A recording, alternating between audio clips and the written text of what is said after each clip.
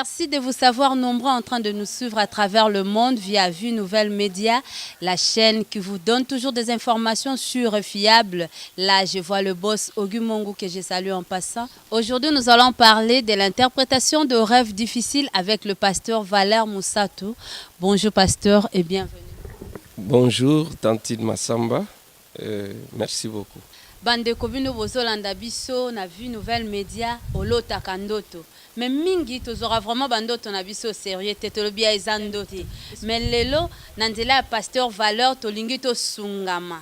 Na bandoto tolotaka oloti do to comprendre te mais musu po moni se réaliser bi mais na lota ki na kanisa ki okaka ndoto lelo tolingi to explication et na pasteur Valeur lelo ako expliquer biso parce que wana eza domaine na ye. Bande ko bilo aboboko zongoka na Vue Nouvelle Média yo moyo kaka komba chaîne Vue Nouvelle Média. C'est-à-dire via sika oya kale kolongwa une explication ndoto ozwa lelo o comprendre je crois à la prochaine on négliger les sous ndoto te. Pasteur Valeur yebisa biso nanu ndoto tonto loba ndoto eza nini na ndoto apamba okoko expliquer en comment. Merci Tantine Massamba. Ndoto bien aimé ezali ba image oyo ezotikala tanto lali ekoza lolala kina moi olali na butu ba image o etikali olamuki na tongo ezaka na esprit elimwete nde eloko tozobenga ndoto tanto tambola na moi tomona makambo ebele mais toyaka te na ndako na makambo nyonso toyaka na makambo ya tire biso ndenge moko na butu tanto lotaka tomona makambo ebele oyo elimwaka mais o etikalaka nde eza motuya yango wana.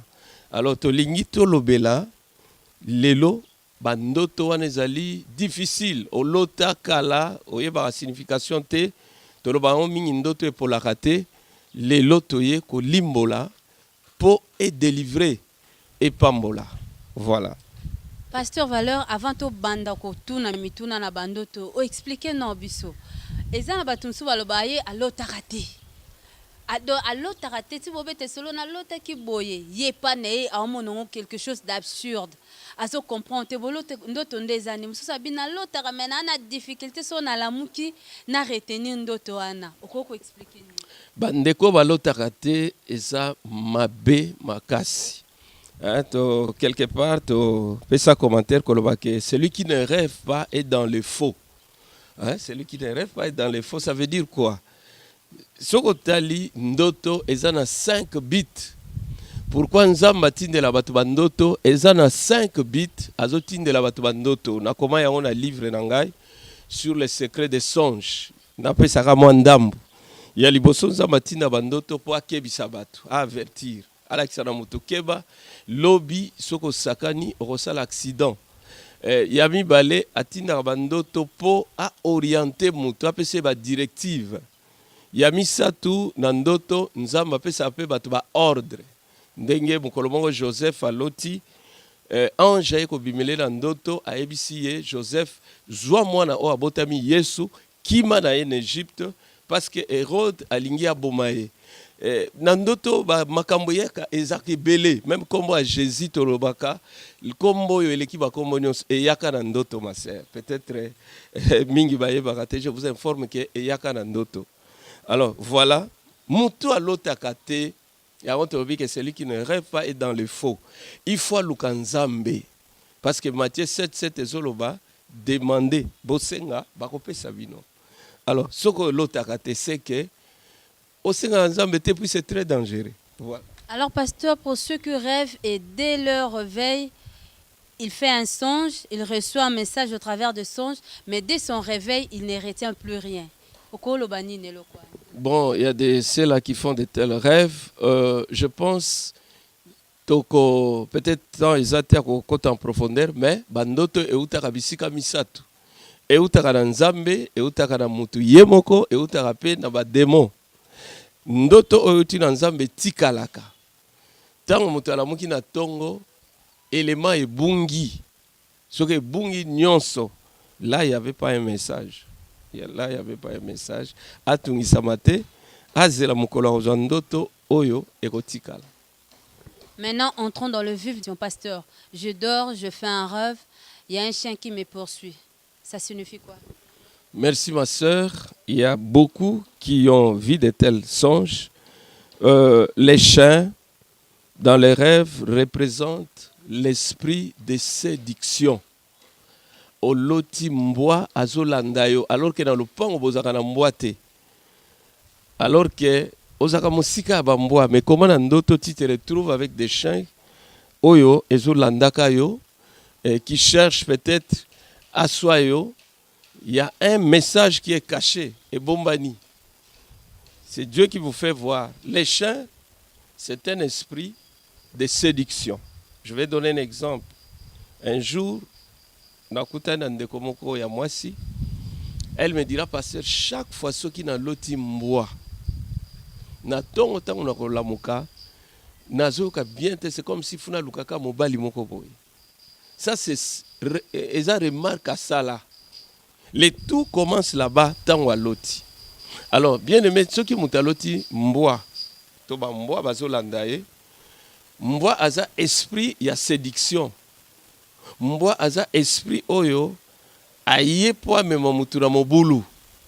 Mais esprit wana ye sous forme ya mbwa. Ça c'est la première interprétation. Yami bale mbwa aza esprit ya destruction. Mbwa ayaka pe po détruire. Voilà na mokuse. Soki mutaloti mbwa, en réalité esprit moko ekotele na ndako. Ezakaka ndoto te. Suivez-moi bien ma sœur. Ezaka ndoto te que souki na ndoto non. Réellement, il y a un mauvais esprit à côté na ndaku na yo. Aye pembeni ya vie na yo ndengo lotaki mbwa zolanda yo. Je vais vous donner encore un autre exemple. Un papa azaki na ye bien. Mais mukolo moko ayebisi mwasi na ye aloti mbwa. Alotaki mbwa. À côté du bango nandako. Après quelques temps, ba remarqué que papa wana o azalaki bien abani kokoma mobulu. Abani kokoma mobulu abasi. Ça c'est sa femme qui me disait. Abani kokoma mobulu jusqu'à tel point mobulu et komaki mingi. Mais le tout a commencé avec ses rêves à l'oti mboa. Voilà un peu ce que je voulais dire. Pasteur, je fais un rêve, soit un homme qui se rase le barbe, soit de poils. Moto aza aolota, aokata mandefu, to aokata ba poil. Ce n'est pas un bon rêve d'un côté. De l'autre côté, c'est bon par rapport à un soin peut-être. Mais je pense que tango moto alingi soin ya sukito ya nini, il y a quand même une autre personne. Hein? Quoi faire? Azawana pona usungai. Mais soki mutu aloti, oloti ndenge masera lobi, ozo mikata suki, ozo kata barbe, c'est mauvais. Pourquoi? Je vais expliquer. Suki na Bible ezo représenter force ya mutu. Force ya Samson ezaki na suki na ye. Tango azaki na suki ebele, azaki makasi. Tango kaka razaki suki, nde ba Philistin bakangaka ye. Alors soko loti en réalité, spirituellement, ennemi a bébisi force spirituelle. Donc voilà un peu, Mouto aloti azo katadan, c'est-à-dire azo bébisa force spirituelle. Surtout yé mo azui gilette et to ciseau na Mouto azo mikata, eza bien te, ezo lakisake, azo bébisa force spirituelle o ezala katina.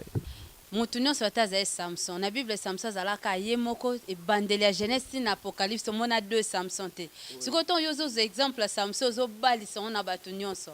En tout cas, non mona loko ezo convaincre te na ebite so batu ba Holanda biso na vie nouvelle média so ba olobanini. Ok, merci. Ndoto ezakaba image. Je peux vous donner des images qui peuvent vous étonner. On peut ce exemple. So otangi na mukanda Juge chapitre 7 bazolo bali solo ya Gédéon. Gédéon alingi akino bundisa banguna bayaki ko attaquer. Mais Gédéon azako banga, azobanga mingi. Nzamba lobi na Gédéon kita na kaya banguna nazana kamba koyebisa yo. Tango akiti boye zaki na bapoko wana mbwa butu. Amoni de garçon batumi balé batelemi ba obeta lisolo. Moko alobi na moni na loti lelo na moni gâteau ya orge.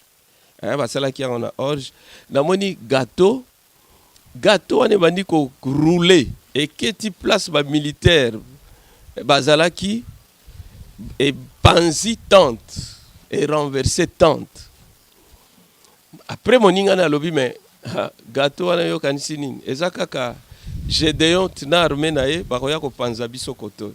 Vous voyez un peu armée à Israël nandoto bazo représenter on a gâteau. Hein, tu vois. Alors, bon, toujours le belle interprétation. Ce qui est important d'interprétation, ezali action o esalemi. Action o esalemi. Nazonga muke na souci na yo. Il est vrai, sous keza force ya mutu. Hein? Sous keza force ya mutu. Même beauté à mutu, tout ça c'est aussi sa force. Alors, spirituellement parlant, na Bible bazo la kisabiso image wana Samson makasi na ezaki na suki.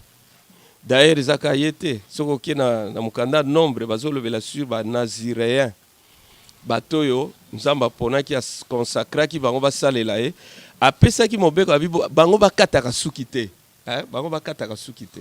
Donc voilà un peu mes arguments côté wana soki mutaloti azana bakati ye suki na ndenge moko ya beauté te mais azo regretter on dirait mutu moko ayaki abandi ko kate suki na ndenge moko ya mabe là bazo diminuer force spirituelle na ye.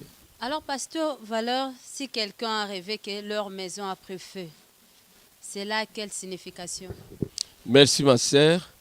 Un jour j'avais rencontré une maman qui me disait qu'elle avait une amie c'était à Moujimaï. Cette maman était grosse et pendant sa grossesse, elle avait fait ses rêves, ce qu'elle venait de dire tout à l'heure. La maman a vu que leur maison avait pris feu. Elle s'est réveillée le matin, elle a raconté aux autres, elle a dit voilà ce que j'ai rêvé. Et après c'était fini. Mais qu'est-ce qui s'est passé ensuite? Lorsqu'elle est partie accoucher, elle a eu des complications jusqu'à tel point elle était morte. Et elle était morte, pas elle seule, avec l'enfant. Tous deux étaient morts. Et c'était étrange. C'est alors que les gens pensaient à ces rêves-là. Elle nous avait dit un jour qu'elle avait rêvé, leur maison avait pris feu, voilà ce qui est arrivé. Ici, je voulais dire aux bien-aimés, il y a une signification lorsque vous rêvez, votre maison a pris feu. Il y a un message de Dieu. Là, nous allons, ma sœur, dans l'histoire de Sodome et Gomorrhe. Nous voyons là-bas comment Dieu avait envoyé du ciel un grand feu pour détruire toutes ces villes. Alors, celui qui fait un tel rêve, en réalité, ce rêve veut dire simplement la mort. Dieu est en train d'avertir à la personne, attention, faites attention à la mort qui arrive, la mort d'une personne dans votre famille. Voilà un peu l'interprétation que nous pouvons donner là-dessus. Si je vous ai bien compris, pasteur, par là vous signifiez que la maison égale vie. Oui, la maison égale vie. Bien sûr, il y a une autre personne qui pouvait nous parler d'une incendie ou d'une panne électrique. Bon, mais spirituellement, Dieu, quand il nous fait voir des choses, d'abord, il parle souvent plus sur l'aspect spirituel. Là aussi, c'est une autre interprétation qui est aussi correcte. Ça peut être un problème électrique, mais souvent, quand Dieu montre de tels rêves, on voit plus la mort d'une personne dans la famille. Dieu avise. En quelque sorte, il dit aux gens, faites attention les jours qui viennent. Si vous ne priez pas beaucoup, il y aura quelqu'un qui va mourir dans la famille. Mais ça vient sous cette forme-là. Voilà. Un pasteur, un autre rêve. Voir quelqu'un habillé avec des vêtements sales. Et je vais plus loin, si tu vois un homme de Dieu qui est pieds nus, il s'est habillé, mais bizarrement. Cela veut dire quoi? habillé en vêtements sales. Lorsque nous lisons dans Zacharie 3, à partir du verset 1, je pense jusqu'au verset 3, nous voyons là-bas Satan qui vient accuser les sacrificateurs Josué auprès de l'Éternel. Pourquoi? Parce que Josué avait des habits sales et Satan avait raison de l'accuser. Et l'Éternel avait ordonné qu'on enlève ses habits sales pour lui donner de beaux vêtements. Les habits sales dans les rêves représentent la vie de compromis. Celui-là qui dit qu'il prie, mais en réalité, il est en compromission avec Dieu. Je vais un peu ouvrir pour bien comprendre. Il vous dit qu'il prie, mais il est là, on le voit, comme on l'a dit, un pied dedans, un pied dehors. Tantôt, il est au bar, il est en train de prendre sa bière, et les dimanches, on le voit à l'église. Donc, il y a des fois, il chante la musique mondaine, il est à l'aise. Il y a des fois, il chante des chansons religieuses. Ce sont de telles personnes qui ont un pied dedans, un pied dehors. Il est habillé en vêtements sales. Lorsque nous lisons dans Apocalypse 3, versets 4 à 5, là, on dit, cependant, car il y a cependant à Sardes, ceux qui n'ont pas souillé leurs vêtements, ils marcheront avec moi en vêtements blancs. Et ces gens-là, on les appelle des vainqueurs, ceux qui sont habillés en vêtements blancs. Disons dans les rêves, bien-aimés, lorsque vous rêvez, vous êtes mal habillé, vous avez des habits sales. C'est un message qui veut dire simplement, vous vivez en compromis avec Dieu. Vous avez un pied dedans, un pied dehors. Et si c'est un homme de Dieu? Ok, vous avez parlé d'un homme de Dieu qui était en... pieds nus et puis s'est habillé bizarrement. Pieds nus, bizarrement habillé. Là, ça dénote aussi l'image d'un homme de Dieu. D'abord, pieds nus, on voit que cet homme de Dieu a perdu les ailes de l'évangile. Il n'a plus les ailes qu'il avait auparavant. Kalazako linganzambe mingi azomi pesa, mais ces derniers temps a quitté. Et Dieu va dans les rêves pour lui montrer un tel rêve. Pour lui dire simplement, au kiti, luka, au mata. Alors, habillé en vêtements bizarres, c'est toujours la même explication. On nous fait voir ici que cet homme de Dieu n'est plus en communion, en intimité avec son Dieu. Voilà. Alors, tokozonge la mwa muke, nalobi na mokuse boye, tango loti bilamba salité. Ozo se gêne, ozo tambola na bilamba salité, bien aimé, ezo lakisa, wana eza état d'âme na yo. Nzamba zo lakisa yo, ke oza likolo moko na kati moko libanda. Okendeke no église, mais er moko otikaka bière te. Moi prière, moi bière. Mela muke. Yango na bango pe ak église moi sainte scène ekoti mais na pourquoi to moni pe ba voisin pe akotisi alcool ayebi ka osumuka to moni eza nzoto. Jeune, réjouis-toi de ta jeunesse. Wanto suka wana o elanda na sima, mais le Seigneur te demandera wana to bosana ngo un peu hein moi nzote ningane bouger to le kamope. Mingi bazo mela masanga bazo kose la Bible makambo. La nanga bien aimé.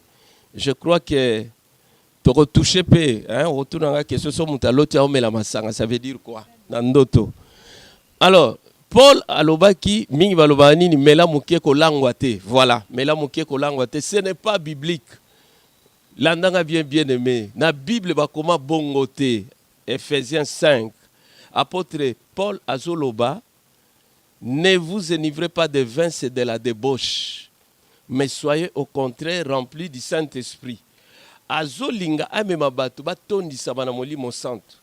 Ake ko comparer na bato balangwaka. Azo pesa bango conseil bolango masanga te. Ndenge ba musu basalaka. Ba obayebi nzambe te, mais bino botondisa bana molimo mo santo. Il n'a pas dit bo melamuke, mais bolangwa te. Il n'a pas dit ça. Alors nazo longola na mauvaise interprétation ya batebele. Yo melaka parce que au kanisa na Bible lobi mela muke c'est faux Bible lobi bongote. Voilà, moi moke oyo nalingaki ko bakisa na esika wana. Tozolobela bien aimé, interprétation ya bandoto oyo ezali difficile. Ndoto epolaka te. Olota kala. Maintenant lelo ekima yo te. Il faut luka oyeba interprétation. Voilà ma sœur, je vous laisse la parole.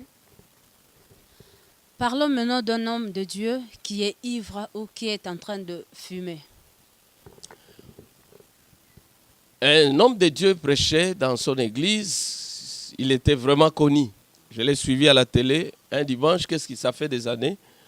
Il dit aux gens, ben, voilà, il y a des gens qui sont bizarres. Il y a une sœur qui est venue me voir pour me dire, pasteur, je t'ai vu en train de prendre la bière. J'ai rêvé, je t'ai vu pendant mon rêve, tu prenais la bière.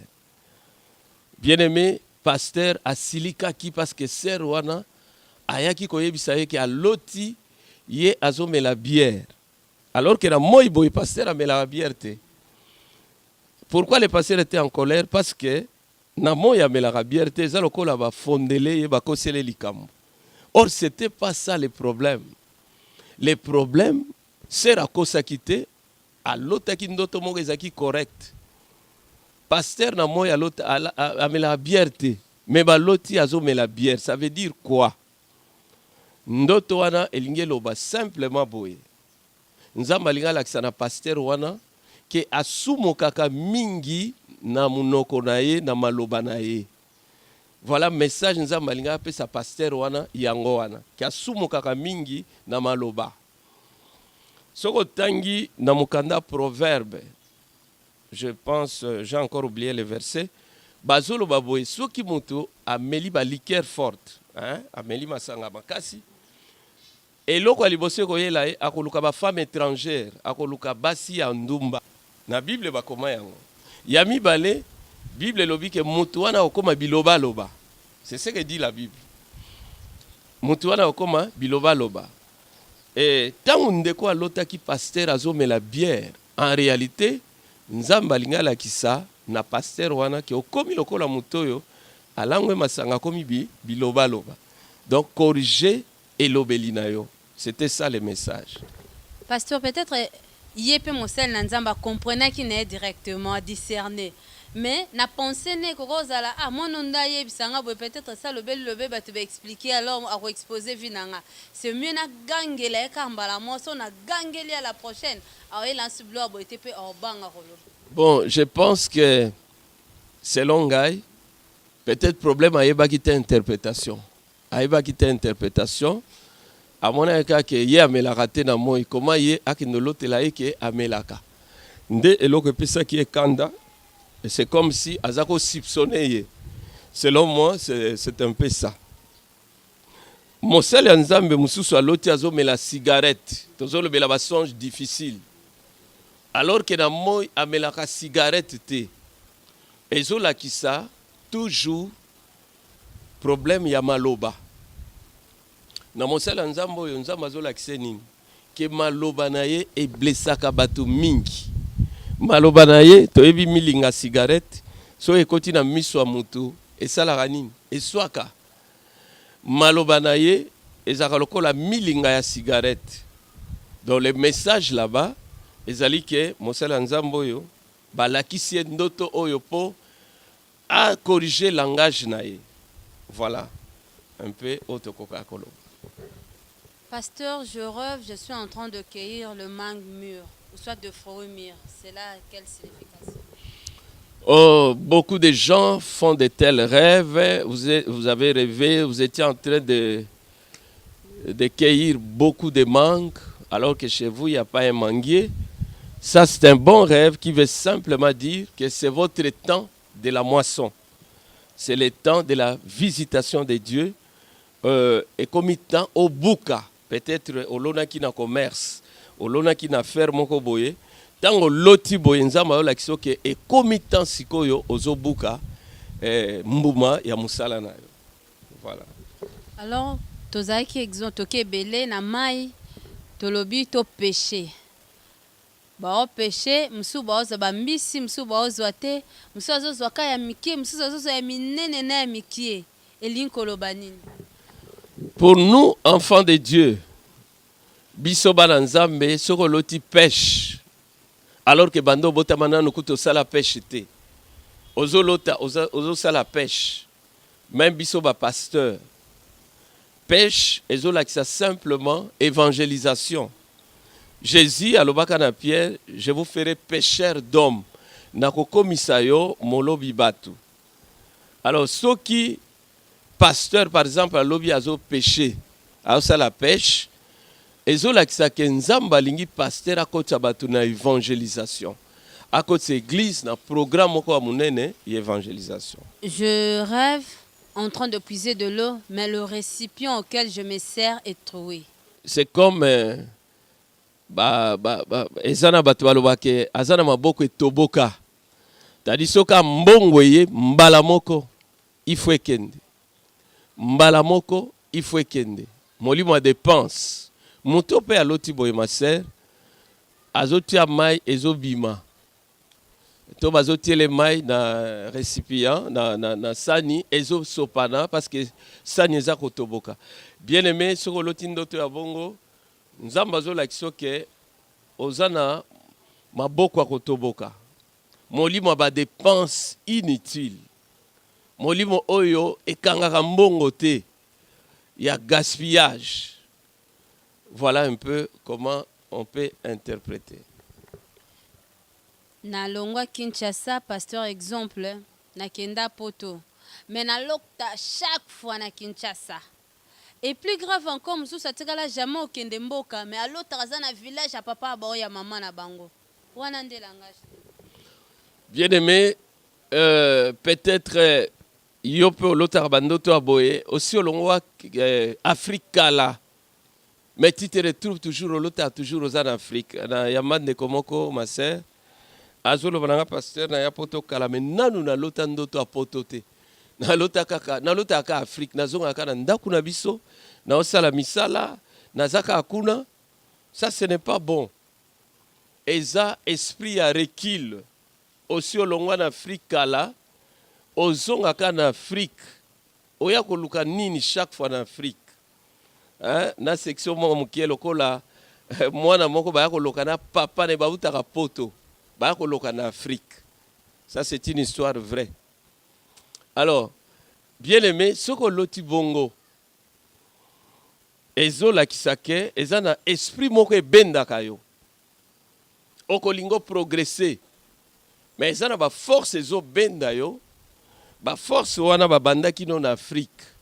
Na fungolango bien pour comprendre nga bien. Papa na bino azaki très colérique. Azako nyoko la mama na bino bozomo na bino nyos. Singa wana ekangayo depuis au bala mon frère. Otiaka toujours moi sinon mal à l'aise à tout moment. Okomela elokola lion ndako. Excusez-moi les termes.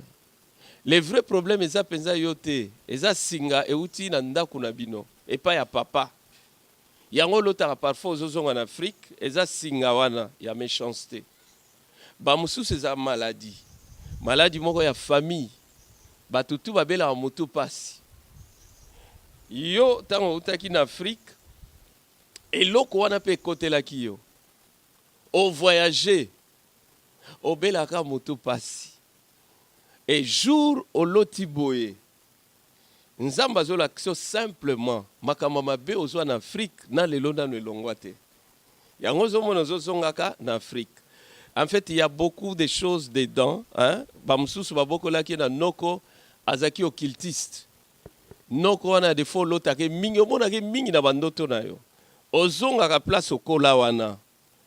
Ezo la ki simplement akanga yo quelque part. Na lobite ko ina ye. Di fait ka futela ba mbongo a classe ba makambo ebele. Ozaka na moi prison na ye. Alors, il faut Jésus aya ko kata singawana bandoto wana ekosila. Alors, je voulais ajouter ma sœur, batu mingi na yamba na bandoto wana soko tuniye. Actuellement vie ezotambola koma mingi ba yebisa passer makambo etambola bien te. En général, mukanda baninga bazwa yé compliqué, musala pasi na pasi, ezosenga prière à délivrance pour Nzambe abimisa yo. Voilà. Pasteur veut être seul dans une forêt, un trou ou une maison bien fermée. C'est-à-dire quoi? Oui, il y a de ceux-là qui font de tels rêves. Et il les voit souvent. Il est dans un trou, il est seul en forêt. Il cherche comment sortir, il se débat. Et régulièrement, il se voit dans une grande forêt.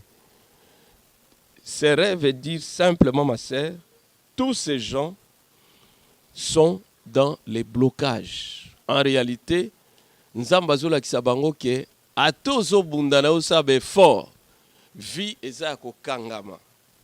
Bien aimé soko sala kabandoto aboye landanga bien. Olota déjà ozana kati ya libulu.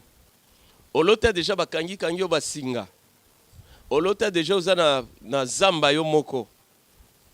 Franchement, avec expérience, d'abord ndoto wana uti na satana te. Wana eza vraiment Nzambe mutaye kolakisa yo.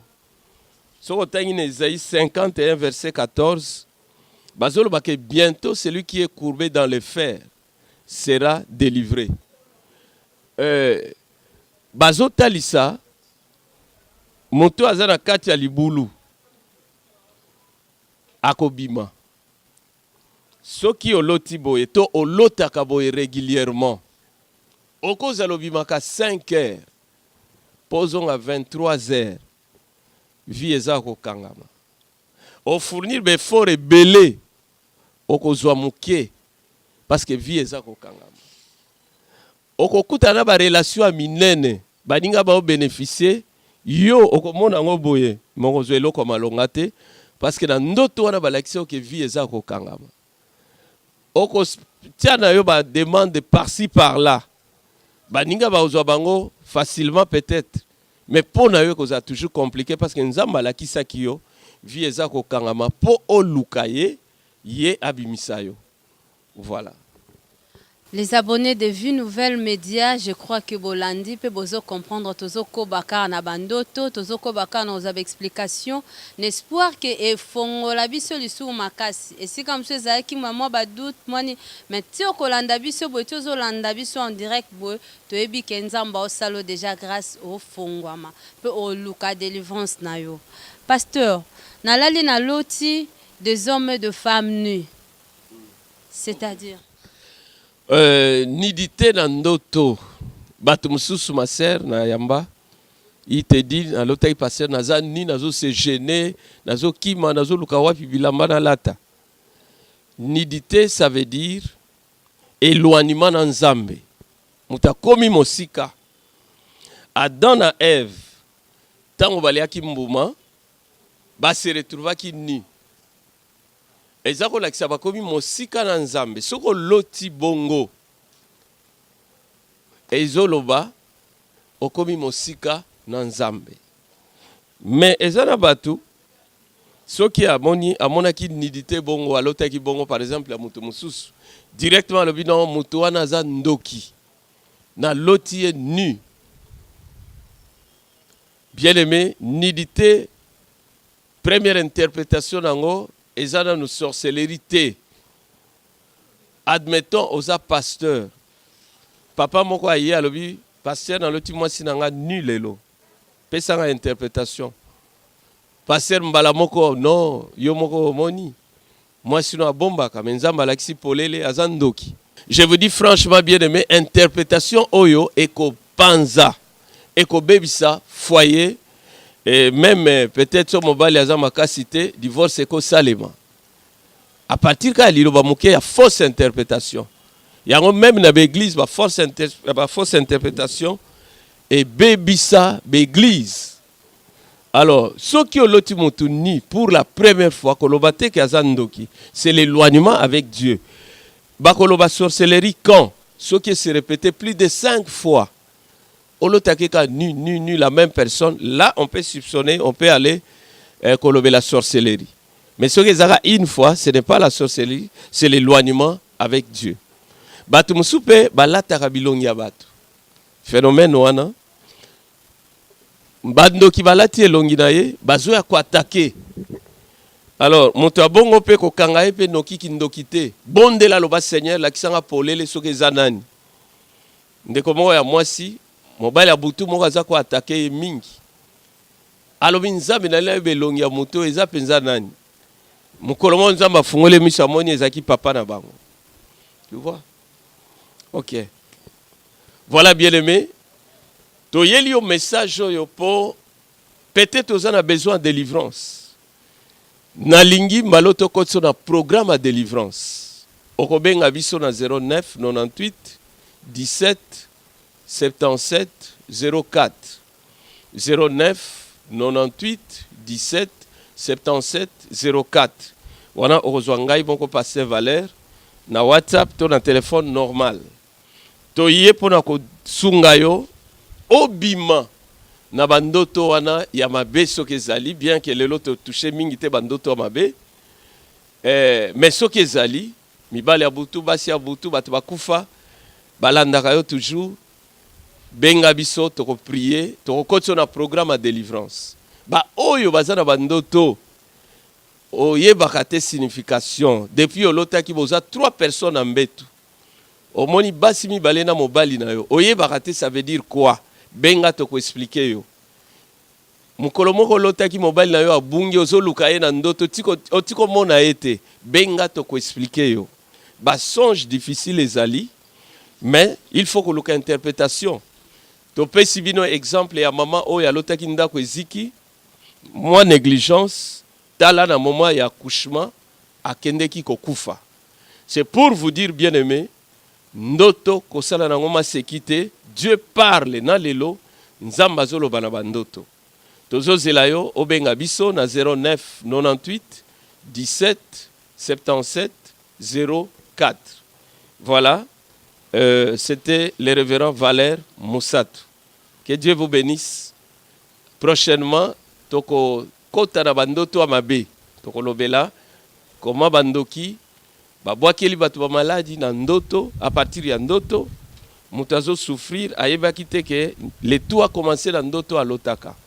Et puis toko lobela, comment kobima na bandoto nyonso ya mabe, oyo, monguna ayaki ko soumettre biso. Voilà, que Dieu vous bénisse. Révérend Valeur, question à souk. La Bible dit, les morts sont morts et il n'y a plus de relation entre ceux qui sont morts et ceux qui sont restés en vie. Une histoire vraie. Nabanda otanga tozala na TP.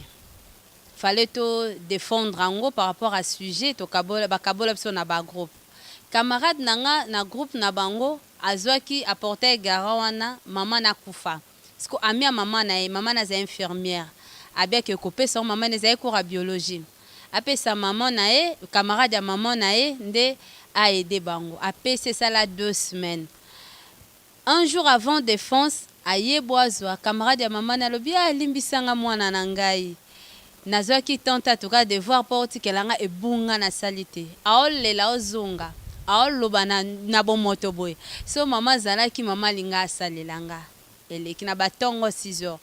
Lokola bango est-ce qu'on doit fanda na grande sœur nesika balele zem sika teleki nzela grande sœur aleki na ye grande sœur la lande na tonga bisi etete tala na loti ndo to expliquer nde devoir et salama ki oketi ke la camarade ya maman mais asali yango te ozongo le lobi so mama zalaki na ndoto wana na lota makamnyoso oyo o lobi mais maman na ndoto na loti mama zo bisanga kende na chambre na bango.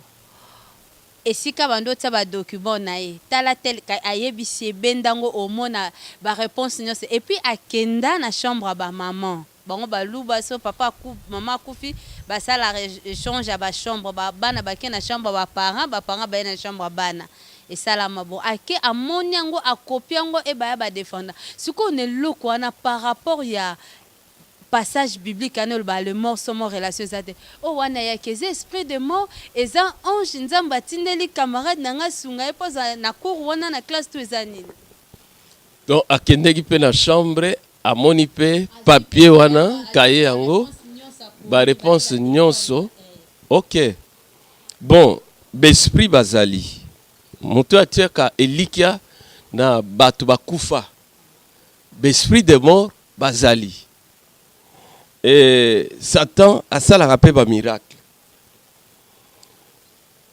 place wana, on ne voit pas quelque part à communier qui n'a nzambe. Hein? À Luka qui vraiment nzambe, nzambe a répondre pour tout le baké. Ange nzambe a keko sungaye de la sorte. Ange nzambe ko salango. Ba ange bazali au service ya bato yo bazo banga nzambe. Mais ce que ça ange nzambe te, c'est que c'est un mauvais esprit. C'est un esprit mutu a keko salelo kwa bon.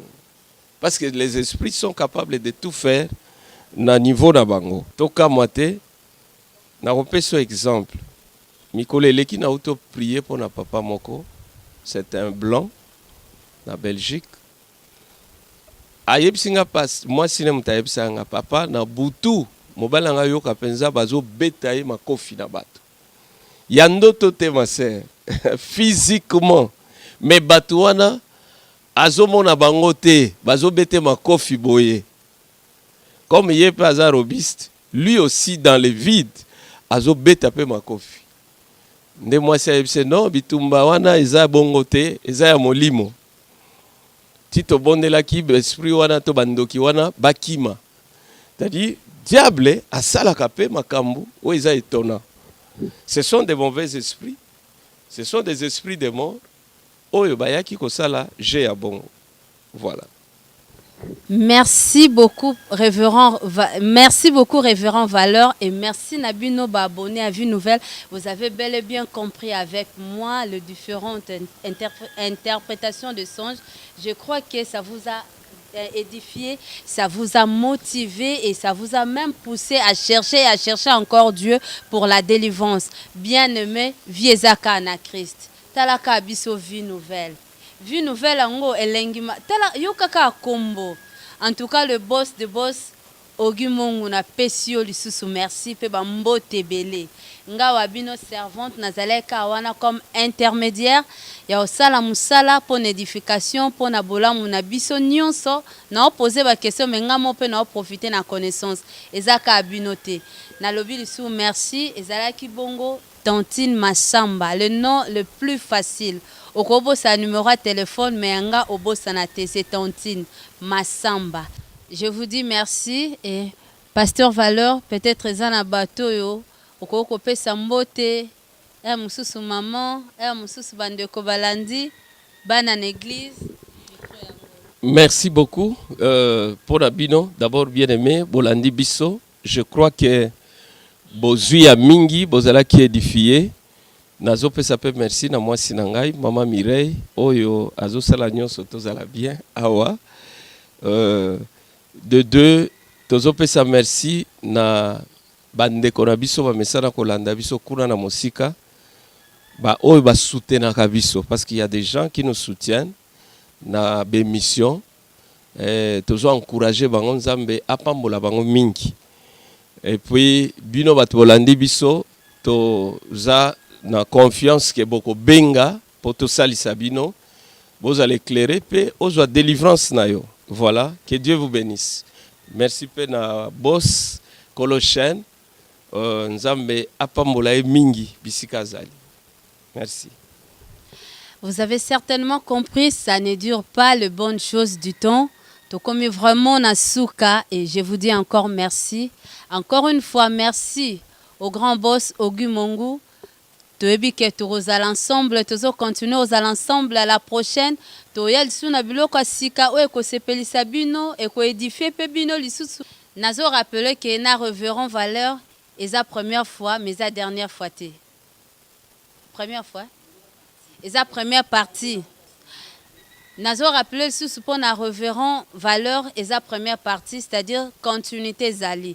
Tokoya toko kota lisu na mozindo ya bandoto. Peut-être besoin na ba préoccupation. Numéro nae apesi bobengaye bokota na WhatsApp bokomelaye akosunga bino lisu makasi et quant à moi je vous dis au revoir et à bientôt.